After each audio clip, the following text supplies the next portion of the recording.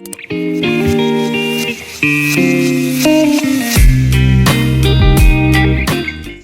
my name is Josie. This is like the 5th take I've taken. My computer like glitched out, and then I heard a bunch of noises in the house, so yeah, that kind of freaked me out. But welcome to my channel. Today I would like to talk about schizoaffective disorder and how that like affects me, and also just like what some of the symptoms are and stuff. On Google, it's listed as that urgent medical care is needed. It's common, more than 200,000 cases per year, can be dangerous or life-threatening if untreated, but it is treatable by a medical professional, and it does not require lab testing. That told me absolutely nothing. Told us nothing. But let's move on. The overview would be schizoaffective is a mental health disorder that is marked by like a combination of schizophrenia symptoms such as hallucinations or delusions and the mood disorder symptoms such as depression or mania. There's 2 types of schizoaffective disorder, both of which are categorized under the umbrella of schizophrenia, are bipolar type, which includes episodes of mania and sometimes depression, and the depressive type, which is only major depressive episodes. I'm diagnosed with the depressive type.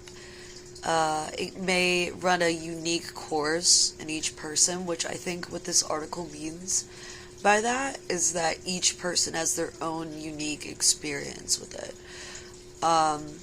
It may lead to problems functioning at work, at school, and in social situations, causing loneliness and trouble holding down a job or attending school. People with schizoaffective disorder may need assistance and support with daily functioning. Treatment can help manage symptoms and improve quality of life. Obvious. Let's get to the symptoms. There are delusions, such having like false, fixed beliefs, despite evidence to the contrary. Hallucinations, such as hearing voices or seeing things. Impaired communication or speech, like you're slurring your words. Being incoherent, bizarre or unusual behavior. I'm not really sure what they mean by that. Symptoms of depression, periods of manic mood.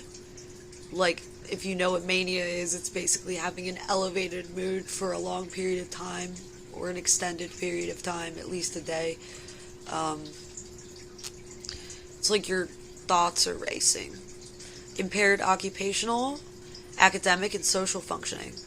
So you can't function within your life, and problems managing personal care, including cleanliness and physical appearance. So people with schizoaffective generally will be like the dude wearing 10 jackets in the summer type shit. Type shit. That's what I said. I didn't curse, YouTube algorithm. When to see a doctor. When it's affecting your life directly. And when it's making you not function within your daily life. Please, seek help. Get professional help. And it also can lead to suicide. I can't say that. Bad thoughts or behavior. Call 911 if somebody says that they have these thoughts.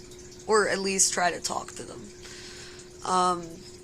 But basically, when it comes to my experience, I was diagnosed about a year ago to 6 months ago with it. I actually found out recently because I looked up my documents and it was like, oh, you're diagnosed with this. And it's pretty interesting. So I feel like I have a unique point of view on a lot of things, a lot of social issues, just things in life. I have a unique perspective. But definitely have to steer clear from conspiracy theories and stuff sometimes, because I just get too far down the rabbit hole and it's like I can't get out. Sorry for the long pauses. I'm trying to think here. This video is completely unscripted, by the way. If you want more unscripted videos, subscribe to my channel. But basically, I used to, before I was on medication, see a lot of shit, see a lot of stuff. Um, oh my god, what was I saying? Oh, yeah. So, basically, I used to see people in, like, robes and cloaks, and they would, like, follow me around and appear like the weeping angels in Doctor Who. Uh, I used to think that the police were following me, even though I wasn't doing anything. I wasn't even doing anything, but I would see red and blue lights out the corner of my eyes because I have trauma related to that. Um, what are some other examples? I don't know, I've had delusions that, like, everybody's watching me and I'm, like, stuck in the Truman Show. And it's just, like, one big live stream from all the devices. I constantly worry about whether my partner is gonna die or not. Well, obviously, if they're gonna die. And it's completely irrational, but I can't really help it. I have to charge this. 1 second. As a kid, I just had imaginary friends for, like, way too long. And I would see them in my room. They would appear before me and talk to me and stuff. They weren't malicious, but they were there. One was a techromancer cat, kind of like if you're thinking of the show Chalk Zone. It was like Chalk Zone. My childhood was like Chalk Zone, with just little characters popping up and stuff. But that mostly stopped until I was a teenager and, like, a bunch of stuff happened in my life that I'm not going to get into. But I was just severely depressed, and that's when I started dissociating. Dissociation being basically when you detach from your body, not literally, but figuratively, you detach from yourself, and you're kind of, like, looking at yourself from a third person point of view. And it's very scary. And I remember just sitting on the floor of my high school bathroom, and the tiles were moving, and I was just like, alright, this is great. I'm gonna sit here because I can't move. And they had to send somebody in after me. But yeah, sometimes it just feels like the walls are closing in. Like Takeshi's Castle or something, and, like, there's no escape.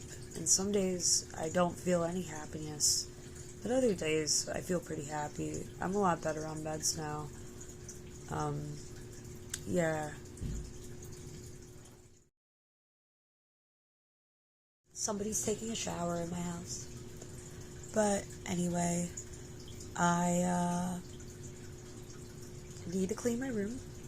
And as I was saying, it's a mix of seeing stuff and delusions. So I would just feel like I was being followed or watched, or like the government was, like, plotting against us. I don't know. Like, I don't really have any specific ones that I can think of right now off the top of my head. But when they're happening, they do be happening. They really are intense. As much as I can joke about it, it's really scary.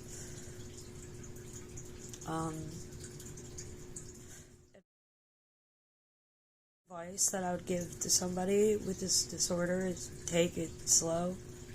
Sometimes things in life can either seem like they're going too quickly or too slowly compared to other people. Just take it at your own pace, no matter what people say, because if you rush yourself or you slow down too much, you could risk an episode. I'd recommend getting therapy, seeing a psychiatrist, to the best of your ability. Maybe going to group therapy. And I would recommend talking to a peer or a friend about it, as with the whatever level of comfortability that you have with this person. You know, you don't have to share that much, but even sharing a little bit and getting it off of your chest helps. And lastly, I would say that steer clear of religion. And it's not because, like, I have a personal vendetta against religion, which I do, but not really. But, like, religion is a slippery slope when it comes to delusions and when it comes to strange, unusual behaviors. And it's very easy, especially reading the Bible, to just sink into it and become a religious nut very quickly with this disorder. I'd recommend doing a double take in the morning. Be like, am I showered? Did I brush my teeth? Is my hair okay? Am I wearing makeup? I'm not wearing makeup right now, but if I was going outside, am I wearing makeup? Prefer to wear that. Am I dressed nice? You know, because sometimes you don't care with this disorder. And also, recommend having like a stim toy with you, especially because I have tics where I'll pull my hair. Yeah, I don't like to do that. So having something to grasp, like I have this silly Among Us Pop-It, and weirdly enough, it helps sometimes.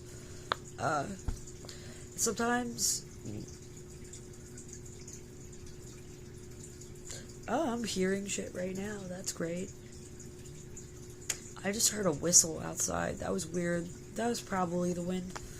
Anyway, hearing voices is a symptom of this disorder, and I did very much hear voices for a long time. And I think, like, there's a difference between talking to your subconscious and, like, having a separate voice that sounds different, that's saying different things, and has a mind of its own. That is completely different. Because I do have my own inner narrative, but I don't think that's particularly weird. I think what's weird is when I have, like, a bellowing voice in my head, like, kill yourself. Yeah, it's pretty retarded.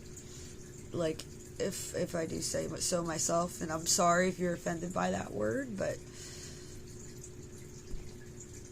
let's worry about the big picture, shall we? And not the exact dichotomy of what I'm saying. But anyway, yeah, I used to hear voices and see things, and occasionally I still do. And if that affects your academic or social functioning, please seek a doctor. And chances are, if you're seeing spiders crawling out of your walls or bugs underneath your skin, they're not real. Sometimes the scariest things in life come from our own mind. I'm glad that you stuck around for this video. Like if you like this video. Subscribe. Always smash that subscribe button and hip thrust that like button.